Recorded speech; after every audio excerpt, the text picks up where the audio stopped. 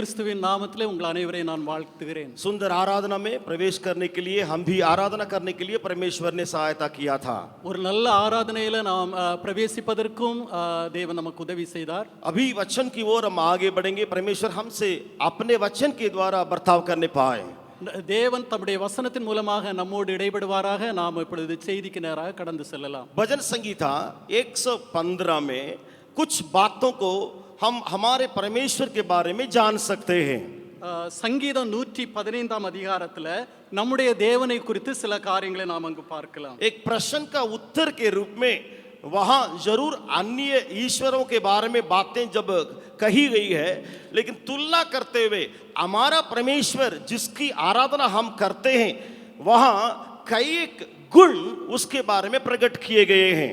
இங்கு ஒரு கேள்விக்கு பதிலாக மற்ற அந்த தேவதைகளோடு ஒப்பிட்டு நம்முடைய தேவன் எப்படிப்பட்டவர், அவருடைய குணம் எப்படிப்பட்டது என்று சொல்லி இந்த வசனத்தின் மூலமாக நாம் அதை பார்க்கலாம். एक प्रश्न रखा गया परमेश्वर के लोगों के सामने या परमेश्वर के दास के सामने या भजन संगीता का लेखक के सामने कि आपके परमेश्वर कहाँ है करके एक प्रश्न रखा गया.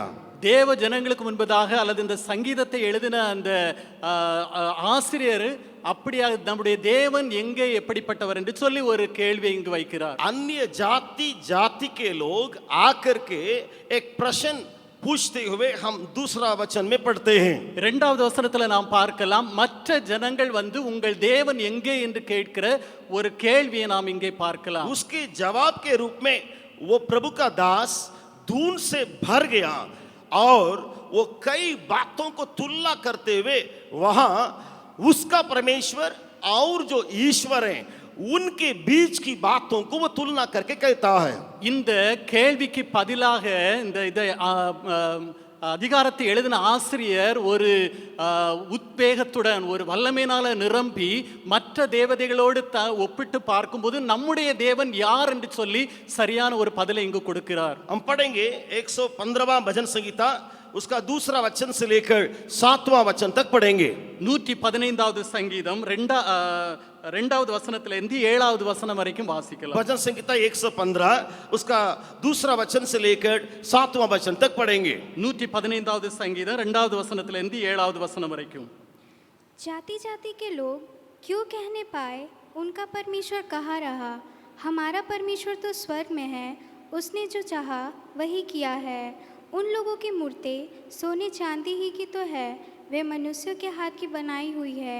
उनके मुंह तो रहता है परंतु वे बोल नहीं सकती. उनके आँख तो रहती है परंतु वे देख नहीं सकती. उनके कान तो रहते हैं परंतु वे सुन नहीं सकती. उनके नाक तो रहती है परंतु वे सूंघ नहीं सकती. उनके हाथ तो रहते हैं परंतु वे स्पर्श नहीं कर सकती. उनके पाँव तो रहते हैं परंतु वे चल नहीं सकती और अपने कंठ से कुछ भी सब निकाल नहीं सकती. அவர்களுடைய தேவன் இப்பொழுது எங்கே என்று புறஜாதிகள் சொல்வானேன்? நம்முடைய தேவன் பரலோகத்தில் இருக்கிறார், தமக்கு சித்தமான யாவையும் செய்கிறார். அவர்களுடைய விக்கிரங்கள் வெள்ளியும் பொன்னும் மனுஷருடைய கைவேலையுமா இருக்கிறது. அவைகளுக்கு வாயிருந்தும் பேசாது, அவைகளுக்கு கண்கள் இருந்தும் காணாது, அவைகளுக்கு காதுகள் இருந்தும் கேளாது, அவைகளுக்கு மூக்கிருந்தும் முகராது, அவைகளுக்கு கைகள் இருந்தும் தொடாது, அவைகளுக்கு கால்கள் இருந்தும் நடவாது, தங்கள் தொண்டையால் சத்தமிடவும் மாட்டாது. 7 बातों को भजन संगीता का लेखक वो कहता है कि वे ईश्वर जो जाति जाति के लोगों के बीच में है क्या नहीं करती है, उनसे क्या नहीं होगा, उन बातों को कहते हुए भजन संगीता का लेखक वर्णन करता है. இங்கு இந்த சங்கீதத்தை எழுதின ஆசிரியர் அந்த அந்நிய ஜனங்களுடைய தேவதைகள் யார், எப்படிப்பட்டவர் என்று எப்படிப்பட்டவைகள் என்று சொல்லி அவைகள் ஒன்றும் செய்ய முடியாது என்று சொல்லி இந்த இடத்துல அவர் சொல்லுகிறார். 7 बातों के 7 शरीर के अंग को वो दिखाते हुए अन्य ईश्वरों के बारे में वर्णन करते हुए वो कहता है.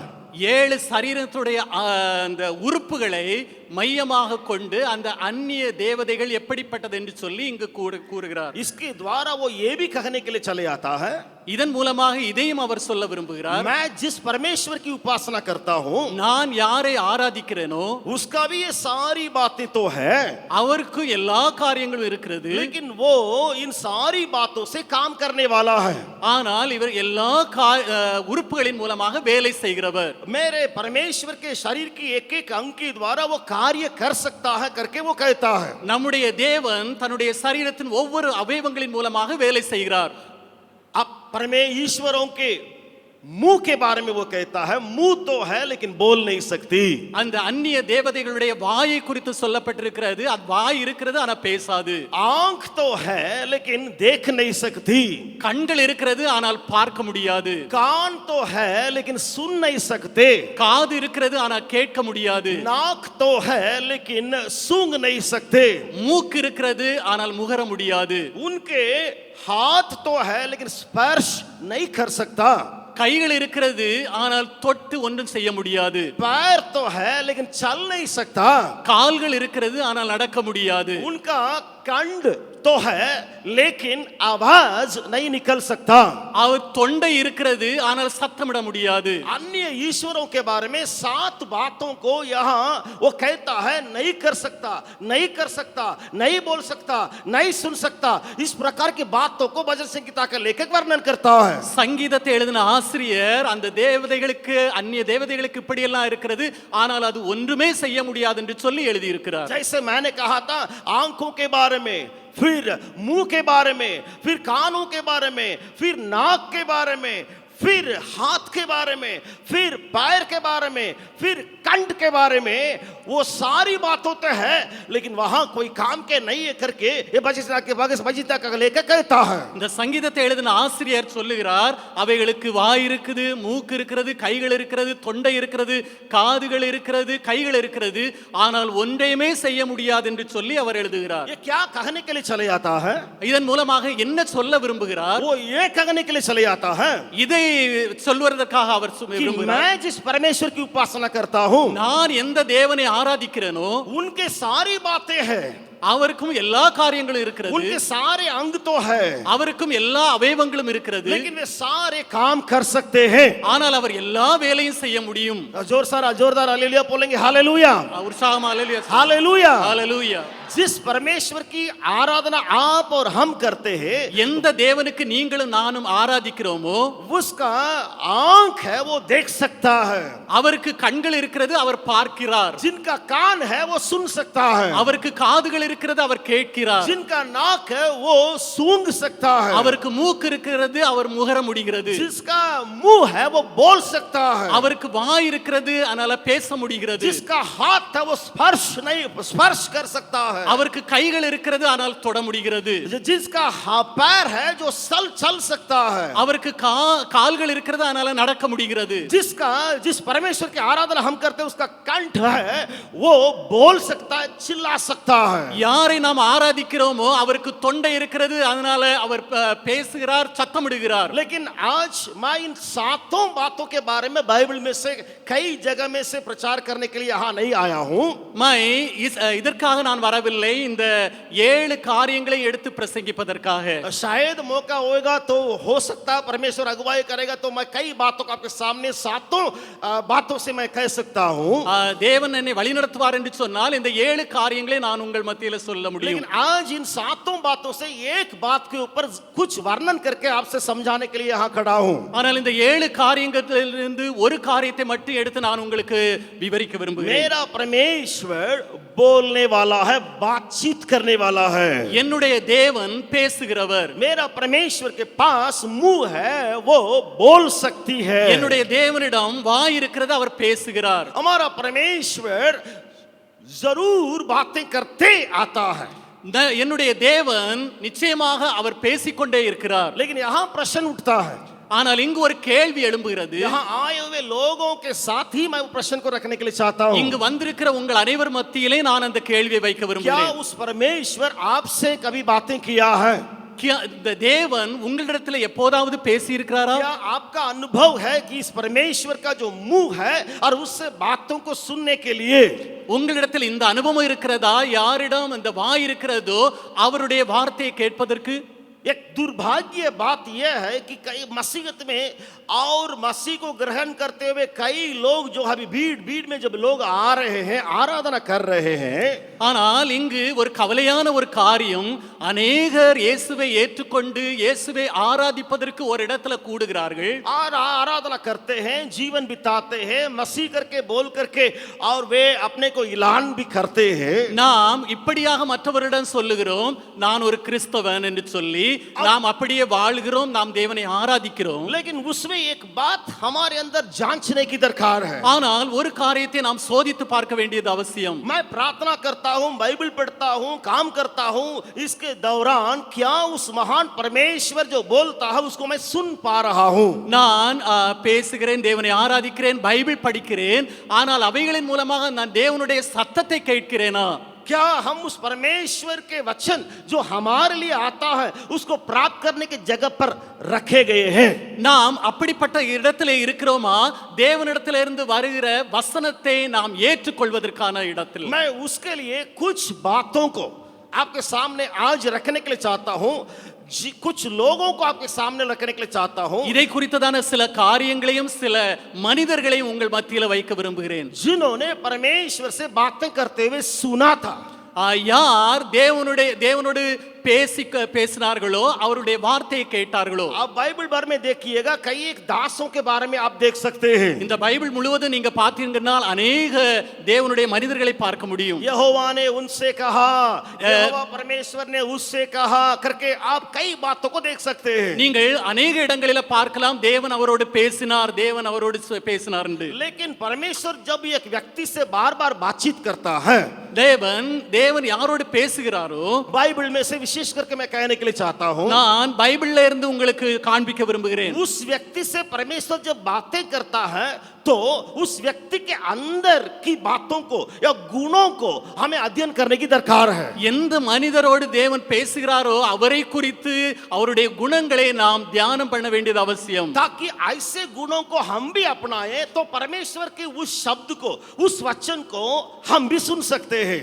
நாம் அந்த தேவனுடைய குணங்களை நாம் தியானித்து மீண்டுமாக அவருடைய சத்தத்தை கேட்பதற்காக आज आपने आपको जांचने के लिए आपके सामने मैं रखने के लिए चाहता हूं. நான் ஒரு காரியத்தை நீங்கள் உங்களை சோதித்து பார்ப்பதற்காக ஒரு காரியத்தை வைக்க விரும்புகிறேன். शायद परमेश्वर के वचन आपके पास नहीं आता होगा, சிலவேளை தேவனுடைய வசனம் உங்களிடத்தில் வராமல் இருக்கலாம், आपके कान बंद पड़ा होगा, உங்களுடைய காதுகள் அடைக்கப்பட்டிருக்கலாம். कारण जो बातें हमारे मन में जैसे परमेश्वर के दासों के जीवन में दिखाई पड़ा वो आपके जीवन में नहीं हो, इसके कारण उसका वचन आप तक नहीं पहुंच रहा हो. சிலவேளை நம்ம தியானிக்க போகிற மனுஷர்களிடத்துல காணப்பட்ட குணங்கள் இன்றைக்கு நம்மிடத்தில் சிலவேளை காணாமல் இருப்பதை குறித்து சொல்லுகிறேன். ஆனால் இந்த நாம் அவருடைய வசனத்தை கேட்க முடியாமல் இருக்கிறதுனால हमारे परमेश्वर नहीं बदलने वाला है. நம்முடைய தேவன் ஒருபோதும் மாறாதவர். इसके अंदर एक बात को देख करके या अच्छी बात को देख करके या एक पसंद वाली बात को देख करके परमेश्वर अगर बातें कर सकता है,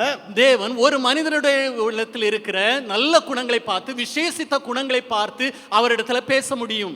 वही गुण अगर मैं भी अपनाऊंगा, அதை நானும் எனக்காக்குவேன். ये जो काम करते हैं उस काम को अगर मैं भी काम करना शुरू करूंगा, அவர் என்ன வேலை செய்கிறாரோ அதே வேலை நானும் செய்ய முடியும். उसके चलते परमेश्वर उससे बातें जो कर रहा है, அதன் மூலமாக தேவன் அவரோடு பேசுகிறார். अगर मैं उस काम को अपनाऊंगा நான் அந்த காரியத்தை நான் எனக்காக முடியும், या मैं उस गुण को अपनाऊंगा, அல்லது அவருடைய குணத்தை நான் எனக்காக்க முடியும். तो परमेश्वर इससे जो बातें करता है वही परमेश्वर मुझसे भी बातें कर सकता है. என்னிடத்திலே எப்படி தேவன் பேசுகிறாரோ அந்த தேவன் என்னிடத்திலும் பேச முடியும். मैं आज 3-4 लोगों को आपके सामने रखने के लिए चाहता हूं. 3-4 பேருடைய காரியங்களை உங்கள் மத்தியில வைக்க वहां விரும்புகிறேன். स्पष्ट रूप में आप देख सकते हैं அதை தெளிவாக நீங்கள் அங்கு பார்க்கலாம். कि परमेश्वर उनसे बातें किया. தேவன் என்னிடத்தில பேசினார். मैं फिर से कहने के लिए चाहता हूं, நான் திரும்ப சொல்ல விரும்புகிறேன், हमारा परमेश्वर ना बदलने वाला, நம்முடைய தேவன் ஒருபோதும் மாறாதவர். वो आदि से अंत तक उसके वचन में यही देख सकते हैं.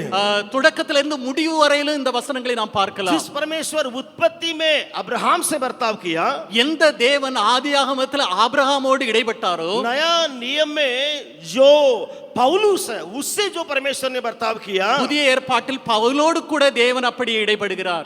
आज हमारे साथ भी वो ना बदलने वाला परमेश्वर बर्ताव करने के लिए चाहता है. आज நம்மோடும் கூட ஒருபோதும் மாறாத தேவன் நம்மோடு இடைப்பட விரும்புகிறார். मैं आपको पहला व्यक्ति के सामने लाके खड़ा करने के लिए चाहता हूँ. முதலாவது ஒரு மனிதனை உங்கள் மத்தியில வைக்க விரும்புகிறேன். हमारा परमेश्वर के पास मुंह है, वो बोल सकती है. நம்முடைய தேவனிடம் வாய் இருக்கிறது, அவர் பேச முடியும். हमारा परमेश्वर हमेशा जिंदा है, ना ऊँगता ना सोता. நம்முடைய தேவன் தூங்குவதும் இல்லை, உறங்குவதும் இல்லை. हमारे सपन में भी वो हमसे बातचीत कर सकता. நம்முடைய சொப்பனத்திலேயும் தேவன் நம்மோடு பேச जिस முடியும். प्रकार आराधना में हम उस सपन के बारे में देख रहे थे, எப்படி இந்த ஆராதனையில அந்த சொப்பனத்தை குறித்த காரியத்தை நாம் பார்த்தோம், वैसे ही बाइबल में से कुछ लोगों के जीवन में से जिसके साथ परमेश्वर ने बातचीत किया, उनके गुण को, कार्य को देखने के लिए परमेश्वर हमारी आंख को खोलने पाए. அதே போல இன்றைக்கு தேவன் யாரோடு பேசினாரோ அவருடைய குணங்கள், அவருடைய காரியங்களை நாம் இந்த வசனத்தின் மூலமாக பார்க்கலாம். उत्पत्ति 6 अध्याय को खोलेंगे. ஆதியாகமம் 6வது அதிகாரம், उत्पत्ति 6 अध्याय को हम खोलेंगे. ஆதியாகமம் 6வது அதிகாரத்தை பார்க்கலாம். यहाँ एक व्यक्ति के बारे में जो पढ़ते हैं जिसका नाम है नू. இங்கு நோவாவை குறித்து நாம் பார்க்கலாம். यहाँ नू के बारे में हम पढ़ते हैं. நோவாவை குறித்து நாம் இங்கு பார்க்கிறோம். यहाँ स्पष्ट रूप में ये वचन इस प्रकार शुरू होता है. இங்கு தெளிவாக இந்த வசனம் இப்படியாக ஆரம்பிக்கப்படுகிறது. 13वां वचन को पढ़िएगा. 13வது வசனத்தை வாசிக்கலாம். उत्पत्ति 6 अध्याय उसका 13वां वचन ஆதியாகமம் 6வது அதிகாரம் 13வது வசனம் पढ़ेंगे. तब परमेश्वर ने नूह से कहा, तब परमेश्वर ने नू से कहा. बस அப்பொழுது தேவன் நோவாவை நோக்கி, यहाँ बहुत साफ ढंग से लिखा है, तब परमेश्वर ने नू से कहा. இங்கு தெளிவாக எழுதப்பட்டிருக்கிறது, அப்பொழுது தேவன் நோவாவை நோக்கி. बहुत लोग वहां पाए गए थे, बहुत लोग थे. ஏராளமான மனிதர்கள் இருந்தார்கள். जैसे हम लोग ऑडिटोरियम में इतने सारे फाइल करके बैठे हुए हैं, ஆனால் இந்த ஆடிட்டோரியத்தில் இவ்வளவு விசாலமாக நாம் உட்கார்ந்து या இருக்கிறோம். इस कैंपस में इतने घरों में हम लोग जो है, या हॉस्टल में जो है, या दूसरा बिल्डिंग में जो हम लोग जो रहा करते हैं, இந்த கேம்பஸுக்குள்ளால இவ்வளவு வீடுகள்ல, இந்த ஹாஸ்டல்கள் எல்லாம் இவ்வளவாக ஜனங்கள் இருந்து तो கொண்டிருக்கிறோம். वहां इतने सारे लोग इस अध्याय में भी पाए जाते हैं. இவ்வளவு பெரிய கூட்டம் இந்த அதிகாரத்திலும் காணப்படுகிறது. लेकिन वहां वचन साफ ढंग से एक व्यक्ति का नाम लेकर के कहता है. ஆனால் இங்கு தெளிவாக ஒரு மனிதனை குறித்து இங்கு சொல்லப்பட்டிருக்கிறது. तब परमेश्वर ने नू से कहा. அப்பொழுது தேவன் நோவாவை நோக்கி. तब परमेश्वर ने नू से कहा. அப்பொழுது தேவன் நோவாவை நோக்கி. ये कौन है? இது யாரு? ये क्यों परमेश्वर उससे बातें करना शुरू किया? ஏன் இந்த மனிதனிடத்துல தேவன் பேசுகிறார்? या क्यों परमेश्वर अपनी बातों को एक व्यक्ति को चुन करके उसको जबरदस्त कानों में डाल रहा है? ஏன் ஒரு மனிதனை தேவன் இங்கு தெரிந்து கொண்டு அவருடைய காரியத்தை அவனுடைய காதுல போட விரும்புகிறார்? आज आप कहीं भी हमारे हाथा में रहते होंगे, நம்முடைய இந்த விளாகத்துல நீங்கள் எங்கிருந்தாலும் சரி, आज परमेश्वर आपसे भी इसी प्रकार नाम लेके बोल के आपके कानों में बातचीत करने के लिए तैयार है. அப்படியே இன்றைக்கு தேவன் உங்களையும் அழைத்து உங்கள் காதுகளிலே தம்முடைய வார்த்தையை வெளிப்படுத்த விரும்புகிறார். चाहे आप स्कूल में काम करते होंगे, சிலவேளை நீங்கள் ஸ்கூல்ல வேலை பார்க்கலாம், हॉस्पिटल में काम करते होंगे, ஆஸ்பத்திரியில நீங்கள் வேலை பார்க்கலாம், जैसे बैठे हैं पढ़ने के लिए, पढ़ाई करने के लिए यहाँ आए होंगे, यहाँ படிப்பதற்காக நீங்கள் வந்திருக்கலாம், या बच्चे स्कूल में रह के या हमारे होम्स में रह के पढ़ाई करते होंगे, அல்லது பிள்ளைகள் ஹாஸ்டல்ல இருந்து ஸ்கூல்ல படிப்பதற்காக வந்திருக்கலாம். इतने सारे भीड़ के बीच में இவ்வளவு பெரிய கூட்டத்தின் மத்தியிலும் जिस प्रकार परमेश्वर ने नूह से कहा, எப்படி தேவன் நோவாவிடம் பேசினாரோ, आज उसी परमेश्वर आपसे रातों में बातें कर सकता है. आज இப்படியே இன்றைக்கு தேவன் உங்களிடத்திலும் பேச விரும்புகிறார். उसके लिए ये नूह कैसे कार्य किया? இதற்காக நோவா எப்படி அவர் செயல்பட்டார்? उस महान परमेश्वर जिसने आकाश और पृथ्वी को बनाया, उसका वचन को सुनने के लिए नूह अपने को किस प्रकार तैयार किया? எப்படி தேவன் வானத்தையும் பூமியையும் படைத்து அந்த தேவனுடைய வார்த்தையை கேட்பதற்கு नोवा तन्ने आयत्तपड़ती இருந்தாரோ, मैं उसको एक ही कारण है, बहुत कारण हो सकता है, क्योंकि मुझे कई बातों को कहने से एक कारण को मैं स्पष्ट आपसे रूप से कह के फिर आगे ले जाने के लिए चाहता இந்த हूं. காரியத்துல अनेक காரியங்களை நாம் பார்க்கலாம், ஆனால் ஒரு காரியத்தை மட்டும் தெளிவாக பார்த்து நாம் முன்னேறி செல்லலாம். जो व्यक्ति चारों तरफ जब बुराइयां फैलती है, अपने को खरा रखता, अपने को धर्मी रखता, उस व्यक्ति के साथ परमेश्वर बातें करने के लिए तैयार है। தேவன் இப்படிப்பட்ட மனுஷனிடத்துல பேசுவதற்கு ஆயத்தமாயிருக்கிறார். அந்த துன்மார்க்கத்தில அவர் ஒரு உத்தமனாக விளங்கி ஒரு நீதிமானாக யார் காணப்படுகிறாரோ அவர்களிடத்துல பேச விரும்புகிறார். वातावरण में कई बातें बिगड़ गई है। சூழ்நிலையில अनेक காரியங்கள் சீர்கெட்டு போனது. वातावरण में इतनी सारी बुराइयां बढ़ गई है, परमेश्वर कोई मन बदलना पड़ा। சூழ்நிலை இப்படியாக சீர்கெட்டு போனது. தேவனே தன்னை மாற்றிக்கொள்ள வேண்டியதா இருந்தது. अपने मन को बदलने के लिए परमेश्वर खुद चले आ रहा है कि मैंने बनाया, अभी मैं उनको मारने जा रहा हूं। தேவன் தம்முடைய மனசை மாற்றி நான் படைத்த இந்த மனிதனை நான் அழிக்க விரும்புகிறேன். इतनी सारी बुराइयां उनके क्रियाओं में, उनके विचारधाराओं में बढ़ गई है।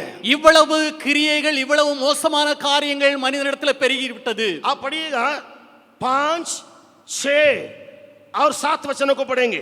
5, 6, 7 வசனங்களை வாசிக்கலாம். 6 अध्याय 5, 6, 7 वचनों को पढ़ेंगे। 6வது அதிகாரம் 5, 6, 7 வசனங்களை வாசிக்கலாம். पढ़ेंगे। यहोवा ने देखा कि मनुष्यों की बुराई पृथ्वी पर बढ़ गई है और उनके मन के विचार में जो कुछ उत्पन्न होता है, जो कुछ उत्पन्न होता है वो निरंतर बुरा ही होता है। निरंतर बुरा ही होता है। और यहोवा पृथ्वी पर मनुष्य को बनाने से पछताया और वो मन में अति खेदित हुआ। हाँ। तब यहोवा ने कहा मैं मनुष्य को जिसकी मैंने सृष्टि की है पृथ्वी के ऊपर से मिटा दूंगा। क्या मनुष्य, क्या पशु, क्या रेंगने वाले जंतु, क्या आकाश के पक्षी, सबको मिटा दूंगा। सबको मैं मिटा दूंगा।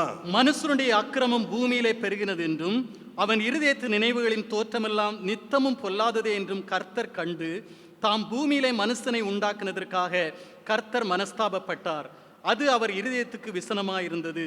அப்பொழுது கர்த்தர், நான் சிருஷ்டித்த மனுஷனை பூமியின் மேல் வைக்காமல் மனுஷன் முதற்கொண்டு மிருகங்கள், ஊரும் பிராணிகள், ஆகாயத்து பறவைகள் பரியந்தமும் உண்டாயிருக்கிறவைகளை நிக்கிரமம் பண்ணுவேன்.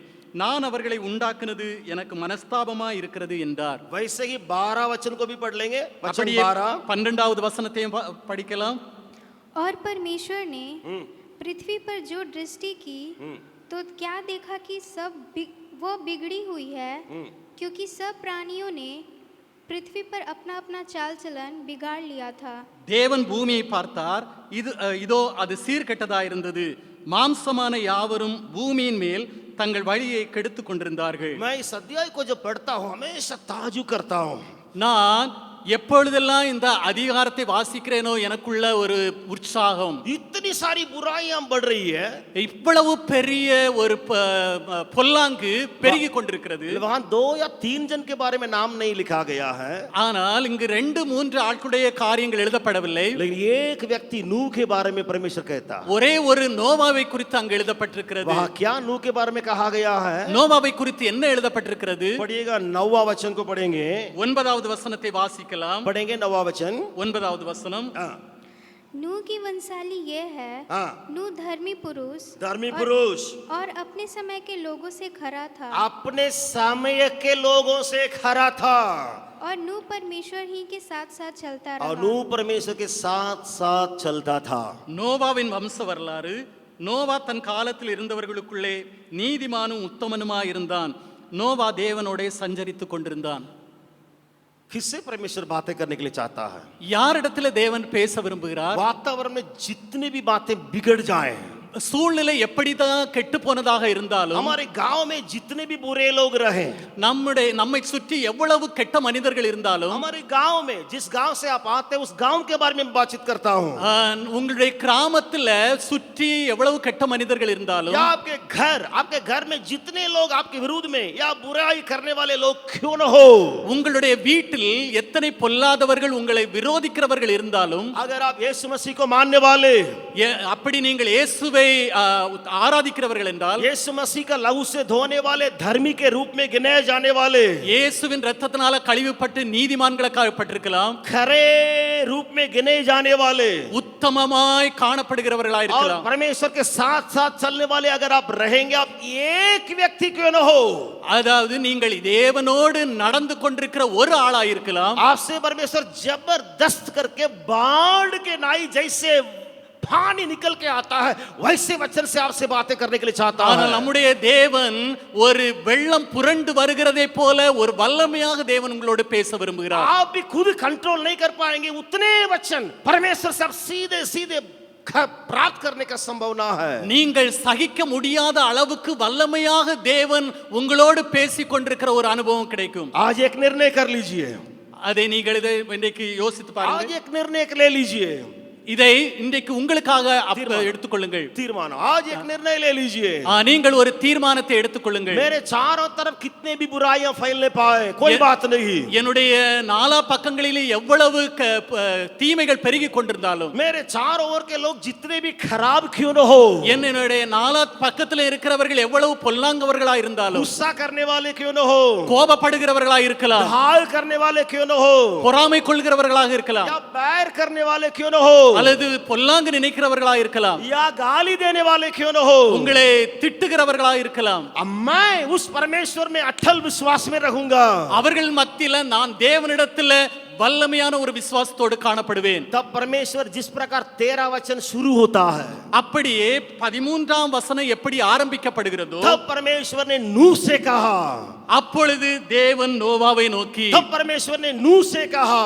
அப்பொழுது தேவன் நோவாவை நோக்கி, मेरे भाई बहन, अगर आप अपने पवित्र जीवन को चारों तरफ अपवित्रता के बीच में अगर कायम रखेंगे, அந்த அசுத்தமான அந்த சூழ்நிலையிலையும் நீங்கள் உங்களை பரிசுத்தமாக காத்துக்கொள்வீர்கள் என்றால், परमेश्वर आपसे डायरेक्ट कई बार बातें करने के लिए तैयार है। நம்முடைய தேவன் अनेक முறை உங்களோட பேச ஆயத்தமா இருக்கிறார். एक और व्यक्ति को आपके सामने लाने के लिए मैं चाहता हूं, இன்னும் ஒரு மனிதனை உங்கள் மத்தியில வைக்க जो விரும்புகிறேன். छोटा था, அவன் மிகவும் சிறியவன், वो बालक या बच्चा के रूप में था। அவர் சிறு குழந்தை. हम जानते हैं शमूएल के बारे में। நாம் அறிவோம் சாமுவேலை குறித்து. शमूएल को उसकी माँ जो है वो दूध जैसे छुड़ाया गया, उसी समय से भवन में जाके छोड़ के चली आई। சாமுவேலுடைய தாயார் சாமுவேல் பால் மறந்த பிறகு உடனே அந்த பிள்ளையை கொண்டு தேவாலயத்தில் விட்டு வருகிறார். हम निकालेंगे पहला शमूएल की किताब, 1 சாமுவேல், पहला शमूएल की किताब, 1 சாமுவேல்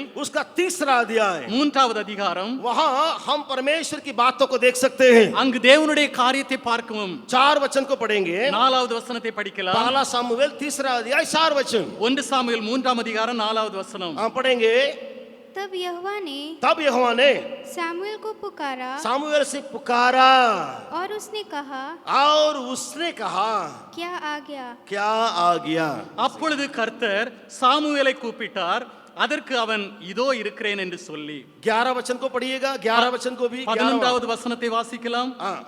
यहोवा ने सामुएल से कहा, यहोवा ने शमूएल से कहा, सुन, सुन, मैं इस्राएल में एक ऐसा काम करने पर हूँ जिससे सब सुनने वालों पर जिससे सब सुनने वालों पर बड़ा सन्नाटा छा जाएगा। கர்த்தர் சாமுவேலை நோக்கி, இதோ நான் இஸ்ரவேலில் ஒரு காரியத்தை செய்வேன், அதை கேட்கிற ஒவ்வொருவனுடைய 2 காதுகளிலும் அது தொனித்துக் கொண்டிருக்கும். ये शमूएल की अगर परिस्थिति को देखिएगा, அந்த சாமுவேலுடைய சூழ்நிலையை பாருங்கள். जरूर उसके वातावरण में जैसे नूह का वातावरण में बुराइयां आती, वैसे यहाँ बुराइयां पाई जाती है। அந்த நோவாவுடைய சூழ்நிலையில நாலாபுறமும் எவ்வளவு தீமைகள் காணப்பட்டதோ அதே சூழ்நிலையில இங்கு சாமுவேலும் காணப்படுகிறார். उसके ऊपर कोई प्रभाव नहीं हुआ, அந்த எந்த விதமான ஒரு காரியங்களும் வெளிப்பாடும் இல்லை. उसके ऊपर कोई ताकत आकर के उसको छू नहीं सका, जबकि उसके चारों ओर जवान लोग मिलकर के बहुत बड़े गंदे बुरे काम में हाथ बैठाते थे। அந்த சாமுவேலை எந்த ஒரு காரியமும் தொட முடியவில்லை.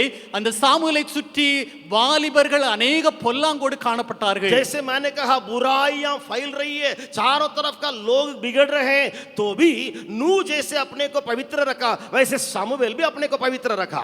பொல்லாங்கு பெருகி கொண்டே இருக்கிறது. நாலா சூழ்நிலைகளும் மிகவும் தீமையான காரியங்கள் பெருகி கொண்டிருக்கிறது.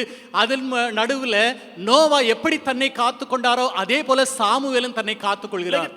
थोड़ा मैं आगे बढ़ के एक और बात को यहाँ शमूएल के जो प्रभु उससे बात करने का एक कारण को बताने के लिए चाहता हूं। கொஞ்சம் நம்ம முன்னேறி போய் எப்படி தேவன் சாமுவேலிடத்துல பேசினாரோ அதை குறித்து இங்கு பார்க்கலாம். वहां नूह के समय में அங்கே நோவாவின் காலத்தில் शुरू की बातें हैं, अब्राहम के पहले की बातें हैं। ஆரம்பத்துல ஆபிரகாமுக்கு முன்னால உள்ள காரியங்கள். आप जरा सोचिएगा, नूह अब्राहम के पहले, अब्राहम की बातों को हम उत्पत्ति 11, 12 उन अध्यायों में पढ़ते हैं। அந்த ஆரம்ப நாட்களில் உள்ள ஆபிரகாமுடைய காரியங்களை 11வது அதிகாரம் ஆதியாகமம் 11, 12 அதிகாரங்களில் படிக்கலாம். वो शुरू में वेदी बना करके परमेश्वर की आराधना करता था। ஆரம்பத்துல ஆபிரகாம் இந்த பலிபீடத்தை கட்டி தேவனை ஆராதித்தார். नूह के समय में அவர் நோவாவின் कोई காலத்தில் परमेश्वर का भवन दिखाई नहीं पड़ा, எங்கேயும் தேவனுடைய ஆலயம் காணப்படவில்லை. या संगति करने के लिए कोई नहीं थे, அல்லது தேவனை ஆராதிப்பதற்கு ஒரு ஃபெல்லோஷிப் வைப்பதற்கு யாரும் 2-3 காணப்படவில்லை. लोग मिलकर प्रार्थना भी नहीं कर सकते थे, क्योंकि पूरे लोग खराब हो चुके थे। 2-3 பேர் கூடி ஜெபிக்கவும் முடியவில்லை. அப்படியாக சூழ்நிலை கெட்டு போனதாக காணப்பட்டது. तो भी अपने को पवित्र रखा। ஆனாலும் நோவா தன்னை பரிசுத்தமாய் காத்துக்கொண்டார். मैं यहाँ एक और बात को जोड़ के फिर सामुएल के जीवन में चले आने के लिए चाहता हूँ। இன்னும் ஒரு காரியத்தை இங்கு கூறிவிட்டு நான் சாமுவேலுடைய வாழ்க்கை குறித்து சொல்ல விரும்புகிறேன். वहाँ नूह के जीवन में कोई आराधनालय नहीं था, நோவாவின் காலத்தில் ஆராதிக்கிறவர்கள் யாரும் இல்லை. वहाँ कोई भवन या कुछ बातें ऐसी दिखाई नहीं पड़ रही है, அங்கு எந்த விதமான தேவாலயங்களும் காணப்படவில்லை. तो भी वो व्यक्ति अपने को पवित्र कर सका। ஆனாலும் அவர் நோவா தன்னை பரிசுத்தமாக காத்துக்கொண்டார். मैं क्या कहने के लिए चाहता हूँ, நான் என்ன சொல்ல விரும்புகிறேன், किसी भी वातावरण में किसी भी बात रहे नहीं रहे, हम अपने को बचा कर रख सकते हैं। எந்த சூழ்நிலையிலும் நான் எப்படிப்பட்டவர்களாக இருந்தாலும் நான் நம்மை பாதுகாக்க முடியும். हम किसी के ऊपर दोष लगा करके इसके चलते या इस वातावरण के चलते या इस लीडर के चलते या इसके चलते मैं इस प्रकार हो गया हूं करके कोई बहाना नहीं होना चाहिए। நாம் யாரையும் குற்றம் சாட்ட முடியாது. இவரின் மூலமாக இவரின் காரியங்களினால இந்த லீடரினுடைய காரியங்களினால நான் இப்படி ஆனேன் என்று சொல்லி யாரையும் நாம் பழி சாட்ட முடியாது. अभी नूह से बढ़कर के थोड़ा सा उस शमूएल के बारे में चलेंगे। அந்த நோவாவை தாண்டி நாம் கொஞ்சமாக சாமுவேலின் பக்கத்தில் வந்தோம் என்றால் उसके बीच में कई एक किताबें हो चुकी है। இந்த நோவாவிற்கு பிறகு अनेक புத்தகங்கள் எழுதப்பட்டது. शमूएल के बीच में, शमूएल किताब के बीच में कई एक दास के बारे में वर्णन है। சாமுவேலின் அந்த காரியத்துல अनेक ஒரு தேவதாசர்களை குறித்து இங்கு எழுதப்பட்டிருக்கிறது. वहाँ भवन के बारे में वर्णन है, அங்கு தேவாலயத்தை குறித்து எழுதப்பட்டிருக்கிறது. परमेश्वर का मंदिर के बारे में वर्णन है, தேவனுடைய ஆலயத்தை குறித்து எழுதப்பட்டிருக்கிறது. परमेश्वर का मिलाप वाले तंबू के बारे में जानकारी है, தேவனுடைய ஆசரிப்பு கூடாரத்தை பற்றி எழுதப்பட்டிருக்கிறது. परमेश्वर के कई एक दास लोग खड़े हो गए और उनका प्रचार सुनने के लिए मौका है। தேவனுடைய अनेक மனுஷர்கள் எழும்பினார்கள். அவருடைய வசனத்தை கேட்பதற்கு ஜனங்கள் ஆவலா இருந்தார்கள். इस शमूएल के जीवन से एक बात को मैं सीखता हूँ। சாமுவேலுடைய வாழ்க்கையிலிருந்து ஒரு காரியத்தை நான் கற்றுக்கொள்கிறேன். वो क्या है? அது என்னது? लेटना, उठना, बैठना, खाना, पीना परमेश्वर के सम्मुख में ही होता था। எல்லாமே தேவனுடைய சமூகத்துல தான். அவர் தூங்குறது, எழும்புகிறது, படுக்கிறது, சாப்பிடுகிறது எல்லாமே தேவனுடைய சமூகத்திற்கு जिस முன்னால். प्रकार उसकी माता हन्ना ने उसको मंदिर में छोड़ के गई, எப்படி சாமுவேலுடைய தாயார் தேவ ஆலயத்துல இவரை ஒப்பு கொடுத்து போனார்களோ तब से लेकर के आप शमूएल की कहानी को पढ़िएगा, அது முதற்கொண்டு நீங்கள் சாமுவேலை குறித்து படித்தால் தெரியும். उसके सम्मुख में ही रहा करता है, அவருடைய சமூகத்திலேயே அவர் காணப்பட்டார். परमेश्वर के सामने ही सेवा टहल कर रहा है। தேவனுடைய சமூகத்திலேயே அவர் ஊழியம் செய்து வந்தார். एली जो बहुत बड़ा याजक है, महायाजक है, उसके सामने ही काम कर रहा है। அந்த ஏலி மகா ஆசாரியர், அவருக்கு முன்பதாகவே இவர் ஊழியம் செய்து मैं கொண்டிருந்தார். क्या आपको बताने के लिए चाहता हूँ, நான் என்ன சொல்ல விரும்புகிறேன், आप परमेश्वर के सम्मुख को कितना लालसा के साथ ढूंढ के जाते हैं। நீங்கள் தேவனுடைய சமூகம் அல்லது பிரசன்னத்துல எவ்வளவு வாஞ்சியோடு நீங்கள் காணப்படுகிறீர்கள். मैं उसका मतलब ये नहीं कह रहा हूँ कि इतवार की भवन में आकर के यहाँ बैठना, उसके बारे में नहीं कहने के लिए चाहता நான் हूँ। இங்கு ஞாயிற்றுக்கிழமை வந்து இங்கு ஆண்டவருடைய சமூகத்தில் இருக்கிற இந்த காரியத்தை சொல்லவில்லை. लेकिन हमारे डिपार्टमेंट की प्रार्थना क्यों न हो, அல்லது டிபார்ட்மெண்ட்ல உள்ள ஜெபமா இருக்கலாம், அல்லது कहीं सामूहिक प्रार्थना क्यों न हो, அல்லது குழுவாக கூடி நம்ம या ஜெபிக்கலாம், 2-3 जन मिलके जैसे यीशु ने कहा 2 या 3 जन जहां मेरे नाम से होंगे मैं वहां उपस्थित होकर के यीशु ने जैसे कहा था இயேசு சொன்னார் 2 அல்லது 3 பேர் எங்கே கூடி ஆராதிக்கிறார்களோ அதே போல நாம் 2-3 பேர் சேர்ந்து ஆராதிக்கிறமா இருக்கலாம். आपके और मेरे अंदर उस परमेश्वर के सम्मुख के लिए या परमेश्वर के भवन के लिए या लोग जाकर के ताली बजा करके जहां गीत गा के प्रार्थना करते हैं उसमें मैं भी हो जाऊंगा करके कहां कितना दूर तक आपके अंदर धून है. நாம் சேர்ந்து தேவனை ஆராதித்து தேவனுடைய தியானித்து தேவனுடைய சமூகத்துல காணப்படுகிற ஒரு வாஞ்சை எவ்வளவாக உங்களுக்கு காணப்படுகிறது. दूसरा अध्याय पहला शमूएल 1 சாமுவேல் 2ஆம் அதிகாரம் पहला शमूएल दूसरा अध्याय 18 वचन को पढ़ेंगे. 1 சாமுவேல் 2ஆம் அதிகாரம் 18வது வசனத்தை வாசிக்கலாம். पढ़ेंगे पहला शमूएल 2 का 18 को पढ़ेंगे. 2ஆம் அதிகாரம் 18வது வசனம். परंतु सामुएल जो बालक था सनी का एपोद पहने हुए यहोवा के सामने सेवा टहल किया करता था. पहने हुए यहोवा के सामने सेवा टहल करता था. சாமுவேல் என்னும் பிள்ளையாண்டான் சணல் நூல் ஏபோத்தை தரித்தவனாய் கர்த்தருக்கு முன்பாக பணிவிடை செய்தான். 21 वचन को भी पढ़ेंगे. 21வது வசனத்தை வாசிக்கலாம்.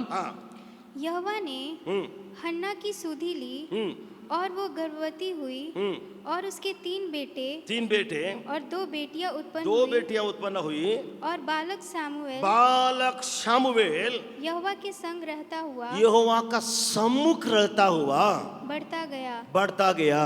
அப்படியே கர்த்தர் அன்னாளை கடாட்சித்தார். அவள் கற்பந்தரித்து 3 குமாரரையும் 2 குமாரத்திகளையும் பெற்றாள். சாமுவேல் என்னும் பிள்ளையாண்டான் கர்த்தருடைய சந்நிதியில் வளர்ந்தான். परमेश्वर के सम्मुख में बढ़ता हुआ दिखाई पड़ रहा है. தேவனுடைய சமூகத்துல வளர்ந்து பெருகி கொண்டிருக்கிறார். लेटता था परमेश्वर के सम्मुख में. அவன் படுக்கும் போதும் தேவனுடைய சமூகத்துல. वो उठता था वहीं से उठता था. எழும்பினாலும் தேவனுடைய சமூகத்துல. जो भी काम करता था परमेश्वर के भवन का खिड़कियों को बंद करता था और उसका द्वार या जो दरवाजा उसको खोलता था बंद. सारी बातें जहां परमेश्वर रहता उसी के अंदर ये छिप गया. எந்த காரியத்தை செய்தாலும் கதவை அடைக்க வேண்டியதிருந்தாலும் ஜன்னலை அடைக்க வேண்டியதிருந்தாலும் தேவனுடைய சமூகத்தில் அந்த காரியங்களை செய்து கொண்டிருந்தான். वही तीसरा अध्याय में आएंगे. तीसरा अध्याय 3வது அதிகாரம் उसका तीसरा वचन को पढ़ेंगे. 3வது வசனத்தை வாசிக்கலாம். पहला सामुएल तीसरा अध्याय तीसरा वचन. 1 சாமுவேல் 3ஆம் அதிகாரம் 3வது வசனம்.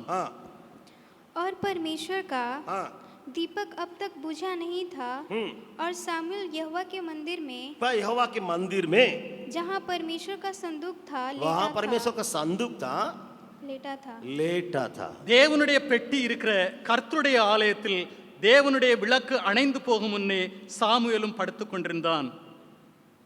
जो व्यक्ति परमेश्वर के सम्मुख எந்த மனிதன் எந்த ஆள் தேவனுடைய சமூகத்திலே वो कहीं भी हो எங்கே இருந்தாலும் उसमें जाकर के बैठने के लिए मन जिसका है அவருடைய சமூகத்துல உட்கார்வதற்கு யார் வாஞ்சிக்கிறார்களோ वचन को सुनने के लिए हो வசனத்தை கேட்பதற்கோ गीत गाने के लिए हो कुछ भी काम करने के लिए हो எந்த காரியத்தை செய்வதாக वो शायद हमारे हाथा में कैंपस में डिवोशन चलता है डिवोशन की बात क्यों ना हो நம்முடைய வளாகத்துல டிவோஷன் நடக்கிறது அந்த காரியமா இருந்தாலும் या डिपार्टमेंट में सुबह प्रेयर होता उस प्रेयर में क्यों ना हो அல்லது டிபார்ட்மென்ட்ல காலையில ஜெபம் நடக்கிறது அந்த ஜெபமா இருக்கலாம் या शाम को कहीं प्रार्थना होती है वहीं पर भी क्यों ना हो அல்லது சாயங்காலத்துல எங்கேயாவது ஜெபம் நடக்கலாம் அங்கேயும் अगर आपको दूसरा काम उतना नहीं है तो वहीं पर जाकर के बैठने के लिए अगर आपका लालसा बनी रहती है அல்லது உங்களுக்கு வேற வேலை இல்லாம இருந்தால் எங்கு எது நடக்கிறதோ அந்த இடத்துல கூடி சேர்ந்து ஜெபிக்க உங்களுக்கு வாஞ்சை இருக்கிறதா आपसे प्रभु बातें करेगा உங்களிடத்துல தேவன் பேசுவார். क्योंकि मैं ज्यादा से ज्यादा मेरा जीवन का अनुभव यही है. ஆனால் அதிகபட்சமாக என்னுடைய வாழ்க்கையின் அனுபவம் இதுவாக இருக்கு. जब से इस कैंपस में आया நான் எப்பொழுது இந்த கேம்பஸ்ல வந்தோனோ जब कैंपस में जो होता है ना केवल उसमें भाग लूं இந்த கேம்பஸ்ல நடக்கிற காரியங்கள்ல பங்கு பெறுவது மட்டுமில்லாமல் कभी क्रूसेड जब बाहर होता था उसमें भी मैं गाड़ी में चढ़ करके मैं जाता था. வெளியில குருசேடுகள் நடந்தாலும் அங்கேயும் நான் வண்டியில ஏறி போவேன். गांव में या शहर में बहुत बड़ा मैदान में क्रूसेड होता है. கிராமத்துல பெரிய நகரங்களில பெரிய குருசேடு நடந்தாலும் लेकिन आप हमारे क्रूसेड के मंच देखिएगा भीड़ को देखिएगा वहां परमेश्वर के सम्मुख आप देख सकते हैं. இன்றைக்கு அந்த குருசேடு நடக்கிற அந்த மேடைகளையோ அந்த இதை பார்க்கும்போது அங்கு தேவனுடைய பிரசன்னம் நிரம்பி இருக்கும். आज हम शायद उसमें चूक गए हैं. ஆனால் இன்றைக்கு சில வேளை நாம் அதுல இருந்து சில வேளை வழுகி போயிருக்கலாம், चूक गए हैं। நாம் அதுல விட்டு போயிருக்கலாம்। 8 बजे या 9 बजे अगर प्रेयर होगा डिपार्टमेंट में तो होगा, तो हम लोग 9 बजे नहीं पहुंच पाएंगे, थोड़ा सा उसमें विलंब करके जाना है करके उस विचार से जाते हैं। நம்முடைய டிபார்ட்மெண்ட்ல 8 மணி அல்லது 9 மணிக்கு ஜெபம் ஆரம்பிக்கிறது என்று சொன்னால் நாம் காலம் தாழ்த்தி விட்டு அதற்கு பிறவாக நாம் போவோம்। वैसा नहीं, அப்படி இல்லை, वैसा नहीं।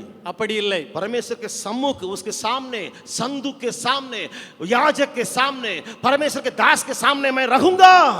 அப்படி இல்லாமல் நான் தேவனுடைய ஊழியக்காரருடைய மத்தியில, தேவனுடைய பெட்டியின் மத்தியில, தேவனுடைய சமூகத்துல நான் காணப்படுவேன்। मैं परमेश्वर के दासों के बीच में रहूंगा। நான் தேவ ஊழியக்காரர்களின் மத்தியில காணப்படுவேன்। मैं जहां गीत गाया जाता उसमें मैं रहूंगा। தேவனுடைய சமூகம் எங்க காணப்படுகிறது அங்கே நான் காணப்படுவேன்। आपसे परमेश्वर बातें करेगा, உங்களிடத்துல தேவன் பேசுவார்। इसलिए अगर आप वहां तुरंत देख सकते हैं, उसी तीसरा अध्याय में लगातार देख सकते हैं 4 वचन से लेकर के, तब परमेश्वर ने शमूएल को बुलाया। இந்த மூன்றாவது அதிகாரம் 4வது வசனத்துல இருந்து நாம் अनेक காரியங்களை பார்க்க முடியும்। அப்பொழுது தேவன் சாமுவேலை நோக்கி, जो व्यक्ति भवन के साथ सटता हुआ जीवन या परमेश्वर के लोगों की संगति के साथ सटता हुआ जीवन बिताता है, उससे परमेश्वर डायरेक्ट बातें कर सकता है। தேவன் யாரோடு பேசுவார் என்று சொன்னால், யாருடைய வாழ்க்கை அந்த உடன்படிக்கை பெட்டியோடு சம்பந்தப்பட்டு காணப்படுகிறதோ, யாருடைய வாழ்க்கை தேவாலயத்தோடு இணைந்து காணப்படுகிறதோ அவர்களோடு தேவன் பேசுவார்। एक और दास के बारे में आपसे बातें करने के लिए मैं चाहता हूं। இன்னொரு தேவனுடைய தாசனை குறித்து பார்க்கலாம்। मैंने पहले कहा था, நான் முதலாவது சொன்னேன், चारों तरफ कड़ी बुराइयां हैं, उसके बाद में भी अपने को सुरक्षित रखा। நாலா திசைகளிலேயும் பயங்கரமான பொல்லாங்கு காணப்பட்டாலும் நாம் நம்மை பரிசுத்தமாய் காத்துக்கொள்ள முடியும்। उस व्यक्ति से परमेश्वर ने बातें किया। அந்த தேவனோடு தேவன் பேசினார்। फिर दूसरा, இரண்டாவதாக भवन ही घर है। தேவாலயம் வீடு, भवन ही घर है। தேவாலயம் வீடு, भवन ही लेटना, भवन ही उठना, भवन ही खाना, सब कुछ उसका वही रहा। சாமுவேலுடைய வாழ்க்கை தேவாலயத்திலேயே படுக்கிறது, தூங்குறது, எழும்புறது, சாப்பிடுகிறது எல்லாம் தேவாலயத்தோடு ஒட்டிருந்தது। कोई पिकनिक नहीं रहा, कोई जाने के लिए, खरीदने के लिए, मन मौज के लिए कुछ बातें वहां उसके लिए नहीं दिखाई पड़ा। எந்த விதமான காரியமும் காணப்படவில்லை। பிக்னிக் செல்வதோ அல்லது வேறு இடங்களுக்கு போய் பொருட்கள் வாங்குறதுக்கு எப்படிப்பட்ட சூழ்நிலையிலும் அங்கு இல்லை। एक प्रभु के दास एली ही मेरा गुरु है। அந்த தேவனுடைய தாசனாகிய ஏலிதான் என்னுடைய குரு। इतना इज्जत करता था एली को, अगर आप वचन से पढ़िएगा तब आपको पता चलेगा। வசனத்தை படிக்கும்போது நீங்க உங்களுக்கு தெரியும் ஏலியை எவ்வளவாக அவர் கனப்படுத்தி இருந்தார்। एली का आज्ञा कितना वो मानता था करके वचन को पढ़िएगा तब पता चलेगा।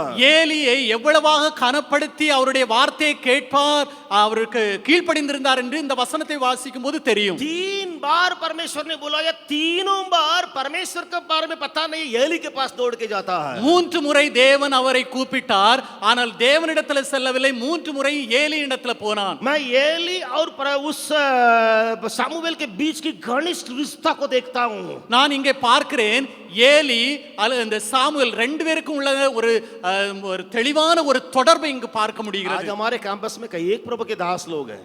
நம்முடைய விளாகத்துல अनेक தேவனுடைய ஊழியக்காரர் இருக்கிறார்கள்। भैया के साथ भैया को लेके कहेंगे तो कई लोग हैं। அண்ணனோடு ஒப்பிட்டு பார்க்கும்போது சொல்லுவோம் என்று சொன்னால் நிறைய காரியங்கள் உண்டு। कितना संगति, संगति का मतलब मैं हमारे आत्मा में जो संगति रखते हैं उस प्रकार की बातों में हम चले आए हैं। நாம் ஆவியில எவ்வளவாக நாம் ஒரு உறவை வைத்துக் கொள்கிறோமோ அப்படிப்பட்ட ஒரு நிலைமைக்கு நாம் வருகிறோம்। कभी कभी लगता है कि भैया ही छोड़ दिए गए हैं, मतलब उनको उनसे भी कभी मुलाकात करने के लिए या उनका संगति में भी आने के लिए कभी कभी उतना तकलीफ हो जाता है। ஆனால் தேவனுடைய அந்த அண்ணனுடைய அந்த ஒரு ஃபெல்லோஷிப்லயோ அவர் நடக்கிற காரியங்கள்ல நம்ம கலந்து கொள்றதுக்கே நமக்கு மிகவும் ஒரு கஷ்டமாக இருக்கும்। मैं एली और समूएल को देखता हूँ, एली को एक बड़े दास के रूप में देखता हूँ और समूएल को छोटा लड़का के रूप में देखता हूँ। ஏலியையும் சாமுவேலையும் இங்கு பார்க்கும்போது நான் பார்க்கிறேன் ஏலியை ஒரு பெரிய ஒரு ஆசாரிய ஸ்தானத்திலையும் இந்த சாமுவேலை ஒரு சின்ன ஒரு பையனுடைய ஸ்தானத்திலையும் பார்க்கிறேன்। वो उतने बड़े दास के साथ सटता जीवन बिताता था। அந்த இவ்வளவு பெரிய ஒரு ஊழியக்காரரோடு சாமுவேல் மிகவும் ஒரு தொடர்பு தொடர்ந்து வைத்திருந்தார்। कितनी बातों को वो सामुएल एली से सुनता होगा। இவ்வளவு காரியங்களையும் சாமுவேல் ஏலியிடத்திலிருந்து கேட்டிருக்கலாம். कितनी कितनी बातों को सामुएल एली से सीखा होगा. இவ்வளவு பெரிய காரியங்களை சாமுவேல் ஏலியினிடத்திலிருந்து கற்றுக்கொண்டிருக்கலாம். उस भवन के साथ प्रीति रखते हुए, संगति के साथ प्रीति रखते हुए, वही मेरा घर है करके वो लेटता था. இந்த சாமுவேல் இந்த தேவாலயம் தான் என்னுடைய வீடு என்று யோசித்து அதன் மேல ஒரு பிரசன்னமாகி அதன் மேல ஒரு சந்தோஷமாக தன்னுடைய வாழ்க்கையை கழித்துக் கொண்டிருந்தான். अपने आप को जांचेंगे. நாம் நம்மை சோதித்து பார்ப்போம். कभी कभी हम लोग ट्रेनिंग के लिए यहाँ चले आते हैं, சில நேரங்கள்ல ட்ரைனிங் பெறுவதற்காக நாம் இங்கு வருகிறோம். यहाँ पढ़ाई करते हैं, நாம் படித்துக் கொண்டிருக்கிறோம். पढ़ाई करने के बाद बाहर जाएंगे, वहाँ एक भी जो संगति है या भवन है वहाँ हम लोग जाने की मन ही नहीं करता होगा, घर में ही बैठ के अपना काम करते रहेंगे. இங்கிருந்து நாம வெளியே போனோம் என்று சொன்னால் அதை சுற்றி எங்கெல்லாம் ஒரு ஆராதனைகளோ அல்லது ஃபெல்லோஷிப் இருக்கிறதோ அந்த இடத்துல நம்ம போக விரும்பாமல் நாம் நம்முடைய வீட்டுக்குள்ளாலே இருக்கிறோம். क्योंकि यहाँ नियम कानून है, அங்கு சில यहाँ नियम कानून है, இங்கே கொஞ்சம் நியமங்கள் எல்லாம் உண்டு. वहाँ कोई नियम कानून नहीं रहेगा. मैं अपने को मेरे लेके ही मैं कहता हूँ, मेरे को लेके ही मैं कहता हूँ. என்னையும் சேர்த்து தான் நான் சொல்லுகிறேன். ஆனால் தன்னுடைய இடத்திற்கு போன பிறகு அங்கு எந்த விதமான ஒரு நியமங்களும் கிடையாது. मैं जम्स में आने के पहले मेरी अपनी कलीसिया है वहाँ, जो मैं नहीं चलाता था, लेकिन वहाँ मैं जहाँ जाया करता था वो कलीसिया जब 30 दिन की छुट्टी में मैं जाता हूँ, हर शाम की प्रार्थना 7 बजे से 7:20 तक होती है. 20 मिनट मेरे घर से वो मंदिर भवन दिखाई पड़ेगा, पैदल जा सकते हैं 2-3 मिनट के अंदर. हर शाम को मैं अटेंड करता हूँ अभी भी. நான் இப்பொழுதும் நான் இங்கு ஜெம்ஸுக்கு வருவதற்கு முன்பதாக நான் என்னுடைய ஊரில் இருக்கும்போது ஊர்ல இருந்து வீட்டில இருந்து ஒரு 2 நிமிஷ நடை தான். அந்த இடத்துல ஆராதனை நடக்கிறது 7 மணியிலிருந்து சாயங்காலம் 7 மணியிலிருந்து 7:20 வரைக்கும் 20 நிமிஷங்கள். அதுல இன்றைக்கு வரையிலும் நான் அங்கு ஊர்ல இருக்கும்போது அந்த ஆராதனையில அந்த ஃபெல்லோஷிப்ல நான் கலந்து கொள்வேன். சிலவேளை நான் லீவுக்கு போனாலும் அதை நான் ஒப்படைத்து விட்டு அந்த ஆராதனை அந்த ஃபெல்லோஷிப்பை விட்டு விடக்கூடாது என்று சொல்லி வருவேன். अभी भी शाम की आराधना में वहाँ 12-13 लोग ही आएंगे. ஆனால் இப்பொழுதும் அந்த ஃபெல்லோஷிப்ல அந்த ஆராதனையில 12-13 பேர் தான் வந்து वो கொண்டிருக்கிறார்கள். CSI की कलीसिया है, அது CSI சபையினுடையது. वो किताब से वो लोग पढ़ते हैं. அவர்கள் எதை செய்தாலும் புஸ்தகத்தை திறந்துதான் படிப்பார்கள். प्रार्थना हो कुछ भी हो अपना किताब खोल के करते हैं. ஜெபமும் புஸ்தகத்தை படித்துதான் அவர்கள் சொல்வார்கள். लेकिन वहाँ मैं उसकी उपस्थिति, उसकी महिमा, उसकी वैभव को मैं महसूस करता हूँ. நான் எப்போதெல்லாம் அதுல கலந்து கொள்கிறதனோ அங்குள்ள மகிமையையும் அங்குள்ள ஒரு அழகையும் நான் ரசிப்பதுண்டு. मेरे घर से कभी 20 किलोमीटर या 40 किलोमीटर दूर में तूतुकुड़ी हो या तिरुनेलवेली हो, वहाँ मैं मुझे बाइक में जाना पड़ता है. என்னுடைய வீட்டில இருந்து 20 கிலோமீட்டர் தூத்துக்குடி அல்லது திருநெல்வேலிக்கு பைக்ல போக வேண்டியதா இருக்கும். तो मैं उस 7 बजे को मन में रख के लौटता था. நான் 7 மணியை மனதில் வைத்து அதற்கேற்றபடி நான் புறப்படுவேன். 7 बजे के पहले मुझे घर में रहना, क्योंकि 7 बजे मुझे भवन में जाना है करके मैं लौटता था. நான் இப்படியாக தீர்மானித்திருந்தேன். 7 மணிக்கு முன்னால நான் வீட்டில் இருக்கணும். ஆனால் 7 மணிக்கு அந்த தேவாலயத்தில் போக வேண்டும். किसी प्रकार में प्लान बना करके 7 बजे के पहले ही मैं मेरा कलीसिया में जाया करता था. अभी भी இப்படியாக நான் பிளான் பண்ணி 7 மணிக்கு முன்னதாகவே அந்த ஆலயத்தில் போய் விடுவேன். இப்போதும் அப்படியே செய்து கொண்டிருக்கிறேன். जिसके मन में परमेश्वर की संगति के लिए तड़प है, யாருடைய உள்ளத்துல தேவனுடைய ஐக்கியத்திற்கான ஒரு வாஞ்சை காணப்படுகிறதோ, सामुएल के नाई, அந்த சாமுவேலை போல एली, बस वो तो परमेश्वर को नहीं जानता था, वो जानता था एली को जानता था और परमेश्वर का मंदिर को जानता था, इतना ही वो जानता था. அந்த சாமுவேல் ஏலியையும் தெரியாது, அந்த ஆலயத்தையும் एली और परमेश्वर का मंदिर दोनों को ही सामुएल जानता था. சாரி அந்த தேவனுடைய ஆலயத்தையும் ஏலியையும் இந்த 2 காரியத்தை தான் சாமுவேல் அறிந்திருந்தார். बस परमेश्वर उससे बर्ताव करने लगा. ஆனால் தேவன் அவரோடு இடைப்பட்டார். You love my place where I dwell, I will talk to you. जिस जगह में मैं रहता हूं, हे सामुएल, तू उससे प्रीति रखते हो, मैं तुमसे बर्ताव करूंगा. எந்த இடத்துல நான் இருக்கிறேனோ சாமுவேல், நீ என்னில் பிரசன்னமா இருந்தால் அந்த இடத்துல நான் உன்னோடு இடைபடுவேன். The place where I live, you love to live, I will talk to you. எந்த இடத்துல நான் வாசம் பண்ணுகிறேனோ அந்த இடத்தை நீ நேசிக்கிறாய் என்று சொன்னால் நான் உன்னோடு பேசுவேன். फिर मूसा के जीवन में अगर आप देखेंगे, அடுத்து மூன்றாவதாக மோசேனுடைய வாழ்க்கை பார்த்தோம் என்றால், ये भी हम कई बार सुने हैं, तो भी आपको सुनाने के लिए मैं चाहता हूं। இதை நான் अनेक முறையில் சொல்லி இருக்கிறேன், ஒரு முறை கூட சொல்ல कई வாஞ்சிக்கிறேன். बार और लोगों के द्वारा हम लोग सुने हैं, तो भी मैं आपको सुनाने के लिए चाहता हूं। அநேக ஜனங்கள் மூலமாக நீங்கள் இதை கேட்டிருக்கலாம், ஆனால் இன்றைக்கு ஒரு முறை உங்களோடு பேச விரும்புகிறேன். कई बार हम सुनते सुनते ये भी ताजु लगता है, ये कैसा संभावना है करके। நாம் अनेक முறை கேட்டு கேட்டு நமக்குள்ள ஒரு உற்சாகம் வருகிறது, இது எப்படி என்று. मूसा से परमेश्वर ने कहा, மோசே இடத்துல தேவன் பேசினார், சொன்னார். मूसा से परमेश्वर ने कहा, தேவன் மோசேயோடு சொன்னார். मूसा से परमेश्वर ने कहा। தேவன் மோசேயோடு சொன்னார். निर्गमन की किताब 6 अध्याय पहला वचन, யாத்ராகமம் 6வது அதிகாரம் 1வது வசனம். पहले लाइन को पढ़ेंगे केवल, निर्गमन 6 का 1 यात्रागमम 6வது அதிகாரம் 1வது வசனம் पढ़ेंगे। तब यहोवा ने मूसा से कहा, हाँ बस। அப்பொழுது கர்த்தர் மோசேயை நோக்கி, 7वां अध्याय पहला वचन, 7வது அதிகாரம் 1வது வசனம். तब यहोवा ने मूसा से कहा, கர்த்தர் மோசேயை நோக்கி, 8वां अध्याय पहला वचन, 8வது அதிகாரம் 1வது வசனம். तब यहोवा ने मूसा से कहा, அப்பொழுது கர்த்தர் மோசேயை நோக்கி, 9वां अध्याय पहला वचन, 9வது அதிகாரம் 1வது வசனம். फिर यहोवा ने मूसा से कहा, பின்பு கர்த்தர் மோசேயை நோக்கி, 10वां अध्याय पहला वचन, 10வது அதிகாரம் 1வது வசனம்.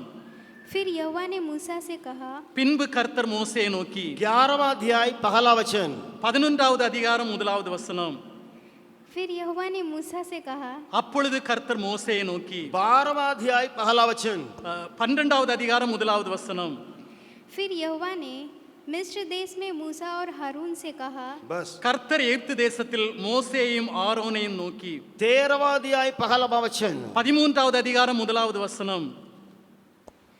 फिर यहोवा ने मूसा से कहा, கர்த்தர் மோசேயை நோக்கி, 14वां अध्याय पहला वचन, 14வது அதிகாரம் 1வது வசனம். यहोवा ने मूसा से कहा, கர்த்தர் மோசேயை நோக்கி, 2 जन है वहां, அங்கு 2 பேர், मूसा और हारून। மோசேயும் ஆரோனும். लगभग एक जगह में मूसा और हारून से कहा करके लिखा है, बाकी सारी जगहों में यहोवा ने मूसा से कहा। ஒரே ஒரு இடத்துல தான் கர்த்தர் மோசேயும் ஆரோனை நோக்கி என்று சொல்லப்பட்டிருக்கிறது, மீதி இடங்களில் கர்த்தர் மோசேயை நோக்கி என்று எழுதப்பட்டிருக்கிறது. कौन है इतने इतने बार जो गिफ्ट पाने वाले, इसको मैं गिफ्ट पाने बार बार, उसमें भी यही फर्स्ट आया, फर्स्ट प्राइज ले लो, और इस दौड़ में भी यही फर्स्ट आया। फर्स्ट का भी आप देखे होंगे प्रतियोगिता में ना, एक ही व्यक्ति आकर के फर्स्ट प्राइज लेते जाएगा। யார் இந்த ஒரு மகத்துவமான ஆள், எந்த ஒரு காரியத்திலையும் முதலாவது ஆளாக, இந்த ஓட்டத்திலையும் ஃபர்ஸ்ட் பிரைஸ், இந்த காரியத்திலையும் ஃபர்ஸ்ட் என்று யார் அந்த மகத்துவமான ஆள்? 200 मीटर में भी फर्स्ट है, और 100 मीटर दौड़ में भी फर्स्ट है, फिर लॉन्ग जंप में भी यही फर्स्ट आया है, फिर 400 मीटर में भी यही फर्स्ट आया है, सब यही है, मूसा मूसा मूसा मूसा मूसा। 200 மீட்டர் ஓட்டத்திலையும், 100 மீட்டர் ஓட்டத்திலையும், ஹை ஜம்பிலையும், 400 மீட்டர் ஓட்டத்திலையும், எல்லாவற்றிலையும் முதலாவதாக இதே போல மோசே மோசே மோசே என்று சொல்லப்பட்டிருக்கிறது. एक उसके अंदर की बात को कह के मैं आगे एक बात को कह के अंत करने के लिए चाहता हूं। ஒரே ஒரு காரியத்தை சொல்லி நான் அடுத்தபடியாக நான் காரியத்தை சொல்ல விரும்புகிறேன். Why God speaks to Moses often? क्यों परमेश्वर मूसा से अक्सर बातें करता है, बार बार बातें करता है, क्यों? ஏன் கர்த்தர் மோசேயோடு திரும்ப திரும்ப பேசுவதன் காரணம் என்ன? Do you want to hear the voice of God often? क्या आप परमेश्वर से बातें करते हुए बार बार सुनने के लिए चाहते हैं? நீங்கள் தேவனோடு திரும்ப திரும்ப பேசி பேசி அவருடைய சத்தத்தை கேட்க விரும்புகிறீர்களா? अपने जीवन में ओबीडिएंट रहिए। உங்களுடைய வாழ்க்கையில் கீழ்ப்படிதல் தேவை. आप आज्ञा मानिए। நீங்கள் கீழ்ப்படிதல் தேவை. कोई भी कहे, யார் சொன்னாலும் उसको मानिए, அதை கீழ்ப்படிய வேண்டும், उसको खींचिए, அதை செய்ய வேண்டும். यही मूसा है। இந்த காரியம் மோசே இடத்துல காணப்பட்டது. निर्गमन 40 अध्याय, யாத்ராகமம் 40வது அதிகாரம், कई दिन के बाद की बात वहां लिखी गई है। कई दिन वहां मिलाप वाले तंबू बन गया, सब कुछ हो गया, कई दिन की बात वहां लिखी गई है। அநேக நாட்களுக்கு பிறகு அங்கு ஆசரிப்பு கூடாரம் செய்யப்பட்டது. அதற்கும் அநேக நாட்களுக்கு பிறகு இங்கு சொல்லப்படுகிறது. निर्गमन 40 का 16 वचन को पढ़ेंगे। யாத்ராகம 40வது அதிகாரம் 16வது வசனம். पढ़ेंगे 16 वचन। 16வது வசனம். इस प्रकार मूसा ने जो आज्ञा आज्ञा यहोवा ने उसको दी थी, यहोवा ने उसको दी थी, उसी के अनुसार किया। अब उसमें अंडरलाइन कर लीजिएगा, जो जो आज्ञा।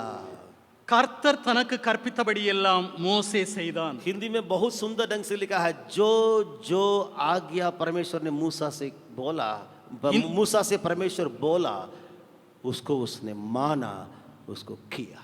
இந்தியில மிகவும் அழகாக எழுதப்பட்டிருக்கிறது, எந்த எந்த காரியத்தை தேவன் சொன்னாரோ அப்படியே கேட்டு அதன்படியே மோசே செய்தார். 6 अध्याय में परमेश्वर ने मूसा से कहा, देखे थे। 6வது அதிகாரத்துல தேவன் மோசேயிடம் சொன்னார் என்று சொல்லி 7वां अध्याय में मूसा से परमेश्वर ने कहा। 7வது அதிகாரத்திலேயும் மோசேயோடு தேவன் சொன்னார். लगातार परमेश्वर मूसा से कहा।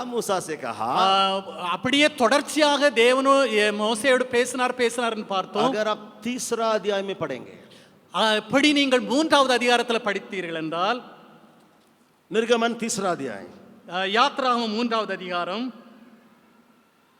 इस घटना को जानते हैं, मैं बताऊंगा नहीं। இந்த சம்பவத்தை நீங்கள் அறிவீர்கள், அதை நான் சொல்லவில்லை. लगभग 40 साल के बाद, यानी वो तो निकल गया, फिरौन की बात को छोड़ करके निकल गया। 40 साल के बाद परमेश्वर का कोई जानकारी नहीं है, क्या करता वो नहीं, लेकिन उसका दिल, उसको मैं कहने के लिए चाहता हूँ। 40 வருடங்களுக்கு பிறகு எகிப்திலிருந்து புறப்பட்டாச்சு. 40 வருடங்களுக்கு பிறகு அது தேவனை குறித்த ஒரு சரியான காரியங்களும் தெரியவில்லை. இதை குறித்து உங்களிடத்தில் சொல்லுங்க. परमेश्वर से भेंट किया, क्या किया, वर्णन तो नहीं है। தேவனை சந்தித்த காரியங்களும் இங்கு இல்லை. लेकिन पहली बार मुलाकात कर रहा। முதலாவது காரியத்தை பார்த்தால் 40 साल के बाद या कुछ बहुत साल के बाद परमेश्वर से मुलाकात कर रहा है। அவர் 40 வருடங்களுக்கு பிறகு, अनेक வருடங்களுக்கு பிறகு தேவனை சந்திக்கிறார். वो क्या कहता है? என்ன சொல்லுகிறார்? मूसा क्या कहता? மோசே என்ன சொன்னார்? 4 वचन को पढ़ेंगे। 4வது வசனத்தை பார்க்கலாம். 3रा अध्याय 4 वचन। 3வது அதிகாரம் 4வது வசனம். जब यहोवा ने देखा कि मूसा देखने को मुड़ा चला आता है, तब परमेश्वर ने झाड़ी के बीच से उसको पुकारा, हे मूसा। हाँ। मूसा ने कहा, क्या आज्ञा? मूसा ने कहा, क्या आज्ञा? அவன் பார்க்கும்படி கிட்ட வருகிறதை கர்த்தர் கண்டார். முட்செடியின் நடுவிலிருந்து தேவன் அவனை நோக்கி, மோசே மோசே என்று கூப்பிட்டார். அவன் இதோ அடியேன் என்றான். क्या आज्ञा शब्द, இதோ அடியேன், என்ன கட்டளை. ये क्या आज्ञा करके ये शब्द, இந்த என்ன கட்டளை என்று சொல்லக்கூடியதான இந்த வார்த்தை हम में से कई लोगों के जीवन से मिट गया। நம்மில் अनेகருடைய வாழ்க்கையிலிருந்து அது அழிந்து போயிற்று. क्या आज्ञा, என்ன கட்டளை. परमेश्वर से बोलने के लिए तैयार है, தேவனிடத்தில் பேசுவதற்கு ஆயத்தம். लेकिन हमारे लीडर के साथ क्या आज्ञा नहीं बोल पाएंगे। ஆனால் நம் மேல வைக்கப்பட்டிருக்கிற லீடரோடு என்ன கட்டளை என்று கேட்பதற்கு நாம் ஆயத்தமே இல்லை. क्या आज्ञा, என்ன கட்டளை. उसका मतलब क्या है? उसका मतलब क्या है मालूम? இதனுடைய அர்த்தம் என்னது? मेरे विचार के अनुसार,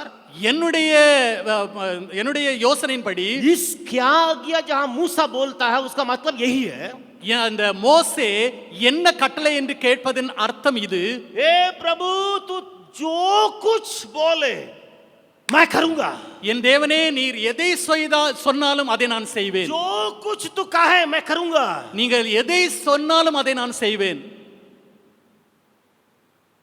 परमेश्वर को अच्छी तरह मालूम है, தேவனுக்கு நன்றாக தெரியும், यही 6 लाख या 30 लाख लोगों को अगुवाई करने के लिए तैयार है। தேவனுக்கு தெரியும், यही योग्य है। இவரே 30 லட்சம் ஆட்களை வழிநடத்துவதற்கு ஒரு யோக்கியமான ஆள் என்று தேவனுக்கு அது தெரியும். जो क्या आज्ञा कहता है, அவர் கேட்கிறார், என்ன கட்டளை. जो व्यक्ति क्या आज्ञा करके कहता है, எந்த ஆள் என்ன கட்டளை என்று கேட்கிறார்களோ, वो भी परमेश्वर से, அதுவும் தேவனிடத்தில், उसको उठा के परमेश्वर पूरे संस्था का लीडर बना सकता है। அவரை கொண்டு தேவன் ஒரு பெரிய ஒரு ஸ்தாபனத்தை ஆரம்பிக்க முடியும். उठा के ऑर्गेनाइजेशन के लीडर में रख सकता है. அவரை எடுத்து பெரிய அளவுல கொண்டு போய் ஒரு ஸ்தாபனத்தை ஸ்தாபிக்க या முடியும். सैकड़ों लोगों को पीछे करने के लिए, सामने जाने के लिए परमेश्वर कह सकता है. நூற்றுக்கணக்கான ஜனங்கள் அவருக்கு பின் செல்வதற்காக அந்த காரியத்தை அவர் செய்ய முடியும். क्या आप आज कहेंगे क्या आ गया? இன்றைக்கு நீங்கள் அதை சொல்ல முடியுமா? என்ன கட்டளை? मैं जो भी कहा जाता उसको करने के लिए तैयार हूं. எதை நீர் சொன்னாலும் அதை செய்வதற்கு நான் ஆயத்தமா இருக்கிறேன். तब कानों में उसकी आवाज को सुनेंगे. அப்படிப்பட்ட மனிதர்கள் தன்னுடைய காதுகளால் அவருடைய சத்தத்தை उस கேட்பார்கள். परमेश्वर की आवाज सुनाई पड़ेगा. அவர்களுடைய காதுகளில் தேவனுடைய சத்தம் आप उसको கேட்கப்படும். रोक भी नहीं सकते हैं. அதை நீங்கள் யோசிக்கவே முடியாது. आप उसको रोक भी नहीं सकते हैं. நீங்கள் அதை தடை பண்ணவே முடியாது. उसके आपके कानों में वचन, आपके कानों में वायदा, आपके कानों में भविष्य की बातें एक बाढ़ की नाई दिखाई पड़ेगा. ஒரு பெரும் வெள்ளத்தை போல எதிர்காலத்தை குறித்ததான உங்களுடைய வாழ்க்கையின் திட்டங்கள், உங்களுடைய வாக்கு தத்தங்கள், தேவனுடைய வசனங்கள் உங்களுக்குள்ளே பெருகி கொண்டிருக்கும்.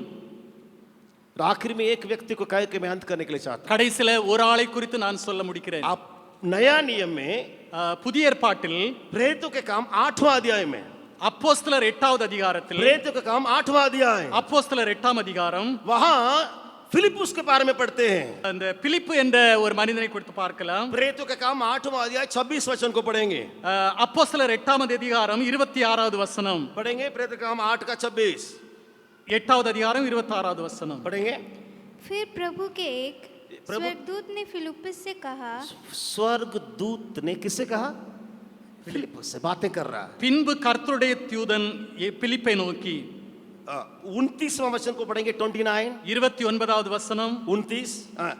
तब आत्मा ने फिलिप्पुस से कहा, आत्मा ने फिलिपुस से कहा, ஆவியானவர் நீ போய் हाँ, அந்த அந்த காரியத்தை பிலிப்பினாடி சொன்னார்.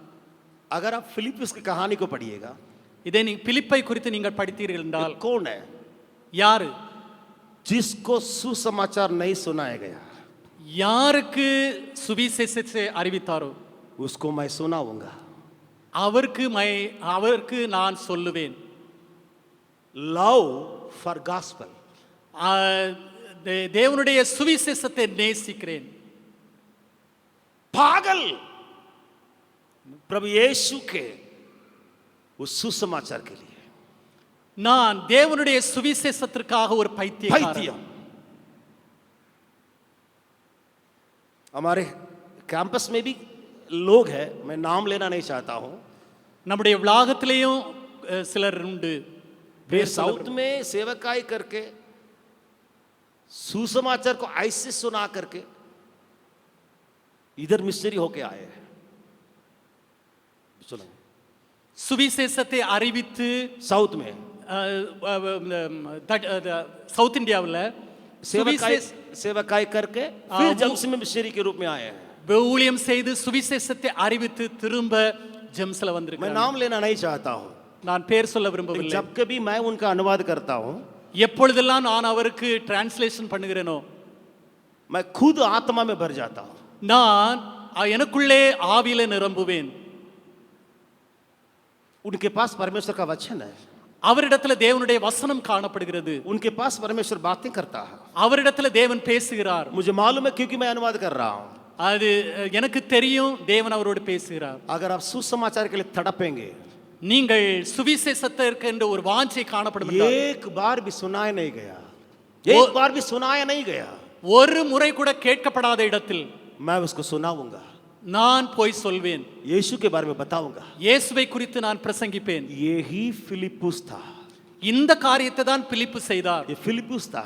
இதுதான் பிலிப்பு சொன்னார். पहली बार समारिया में हिम्मत से क्या होगा नहीं होगा मालूम नहीं, जा करके प्रचार करने लगा. முதல் முறையாக சமாரியாவில் சென்று என்ன நடக்கும் ஏது நடக்கும் தெரியாமலே அங்கு சென்று சுவிசேஷத்தை அறிவிக்கிறார். आज भी मसीहों के पास जाकर के प्रचार करना आसान है, कलीसिया में प्रचार करना आसान है. இது எளிது. கிறிஸ்தவர்கள் மத்தியில போய் சுவிசேஷம் அறிவிப்பது, சபையில பிரசங்கிப்பது எளிது. लेकिन आजकल के हालत में हमारे भारत में अगर गांव में जाकर के अल्लाह उल्लाह उल्लाह करेंगे तो थोड़ा सा दिक्कत है. ஆனால் இன்றைக்கு உள்ள சூழ்நிலையில வெளியே போய் பிரசங்கிப்பது என்று சொன்ன கஷ்டம். इसी को फिलिपुस करता था। இந்த காரியத்தை பிலிப்பு செய்தார். उसी अध्याय में आप देख सकते हैं प्रेरितों के काम 8 अध्याय 4-5 वचन को पढ़ेंगे। 8 का 4-5 அப்போஸ்தலர் 8வது அதிகாரம் 4-5 வசனங்களை வாசிக்கலாம். पढ़ेंगे। जो तीतर भीतर हुए थे वे सुसमाचार सुनाते हुए फिरे सुनाते हुए फिरे और फिलिपुस फिलिपुस समारिया नगर में जाकर लोगों में मसीह का प्रचार करने लगा। मसीह का प्रचार करने लगा। ये एक बार भी नहीं सुने हैं, समारिया लोग है और वो लोग अन्य जातीय लोग है, गैर मसीह लोग है, वहां जाकर के यीशु मसीह के बारे में बोल रहा है। சிதறி போனவர்கள் எங்கிருந்து சுவிசேஷத்தை பிரசங்கித்தார்கள். அப்பொழுது பிலிப் என்பவன் சமாரியாவில் உள்ள ஒரு பட்டணத்திற்கு போய் அங்குள்ளவர்களுக்கு கிறிஸ்துவை பற்றி பிரசங்கித்தான். ஒரு முறை கூட கேட்டிராத சமாரியாவில் அங்கு போய் பிரசங்கிக்கிறார். जिनके अंदर सुसमाचार को सुनाने के लिए धून है, யாருடைய வாழ்க்கையில ஒரு அப்படியான ஒரு உற்சாகம் சுவிசேஷத்தை குறித்து அறிவிக்க இருக்கிறதோ, स्कूल में मैं टीचर हूं, स्कूल में पढ़ाने वाले बच्चों को सुसमाचार मैं सुनाऊं, ஸ்கூல்ல படித்து கொடுக்கிற பிள்ளைகளுக்கு நான் சுவிசேஷத்தை அறிவிக்க முடியும். किसी रूप में पाप के बारे में बताऊं, எப்படியாவது எந்த முறையிலாவது அந்த சுவிசேஷத்தை அறிவிக்கலாம். किसी रूप में पाप से छुड़ाने वाला यीशु मसीह को पेश करूं, எந்த முறையிலாவது பாவத்திலிருந்து விடுதலை ஆக்கக்கூடிய இயேசு கிறிஸ்துவை குறித்து அறிவிக்க முடியும். परमेश्वर उनसे बार-बार बातें करेगा। தேவன் அதன் மூலமா பேசுவார். उनसे उन लोगों से परमेश्वर बातें करेगा। தேவன் அப்படிப்பட்ட மனிதர்கள் பிள்ளைகளிடத்துல பேசுவார். आइए हम सिर झुकाए हैं, நம்ம ஜெபிக்கலாம். अपने आप को जांच के प्रार्थना करें। ஒவ்வொருவரும் தன்னை குறித்து சோதித்து ஜெபிக்கலாம். कलाम को सुनाना சுவிசேஷத்தை அறிவிப்பது मेरा काम है, என்னுடைய வேலை, ये मेरा कर्तव्य है। என்னுடைய கடமையும் கூட.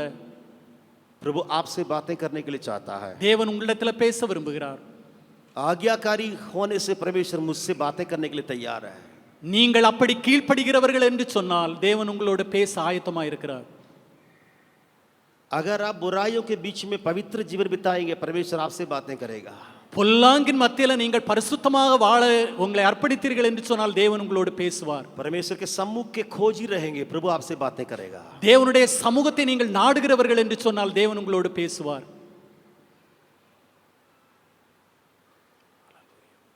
क्या आपका कान उसके आवाज के लिए बंद है तो अपने आप को सौंपे। தேவனுடைய சத்தத்தை கேட்பதற்கு உங்களுடைய காதுகள் அடைக்கப்பட்டிருந்தால் உங்களை ஆண்டவருடைய கரத்தில் ஒப்புக் கொடுங்கள். मैं सुन नहीं पा रहा हूं लेकिन जी रहा हूं, நான் கேட்க முடியவில்லை ஆனால் வாழ்ந்து கொண்டிருக்கிறேன். जीवन है लेकिन उसका वचन मेरे पास नहीं है।